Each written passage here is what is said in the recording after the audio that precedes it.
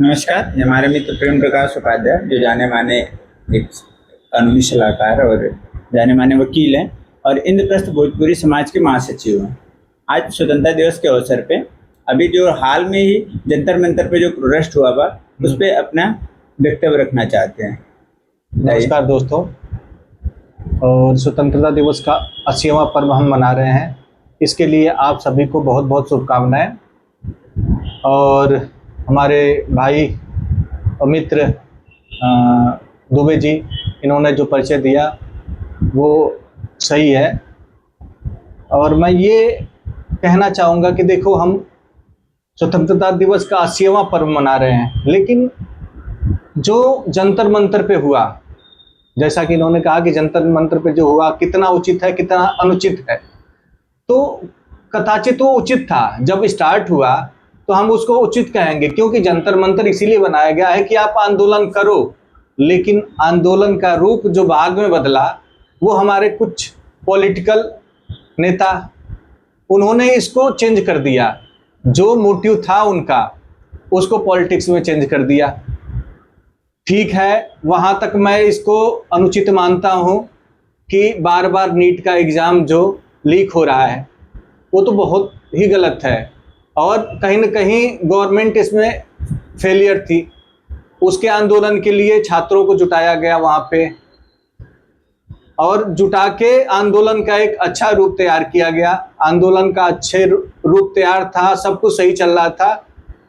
उसको हमारे पॉलिटिकल नेता जैसे केजरीवाल जी, चंद्रशेखर आज़ाद, बाकी और भी बहुत सारे नेता हैं, इन्होंने उसको पॉलिटिकल रूप देके पूरी तरीके से बिगाड़ दिया।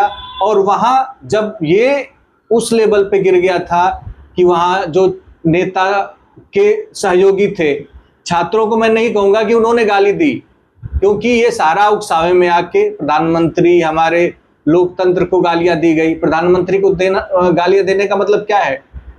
एक डेमोक्रेसी का मिसयूज करना है। डेमोक्रेसी में आपको आज़ादी है कि आप धरना दो, लेकिन इस तरह से किसी को गाली दे रहे हो या इस तरह से गलत कर रहे हो, वहाँ पे उल्टे सीधे पोस्ट करना, यानी आपकी तरफ से तरीका सही नहीं था। तरीका सही नहीं था। वो आंदोलन होना चाहिए, जंतर मंतर आंदोलन के लिए है, लेकिन आपने जो वो गलत यूज किया शब्दों का प्रधानमंत्री के लिए या किसी के लिए भी, वो बहुत ही निंदनीय है। संसद पे इन्होंने हमला, एक तरीके से तो इसको हमला कहोगे, सबको लेके घेराव करने जाना। संसद हमारा यहाँ का, पूरे देश की मर्यादा कहाँ होती है? हमारे संसद में होती है।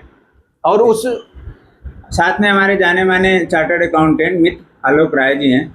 आपका विचार क्या है जो जंतर मंतर पे आंदोलन के नाम पे जो अभद्रता या जो चीज़ हुई है उसमें आप अपना विचार प्रकट करें।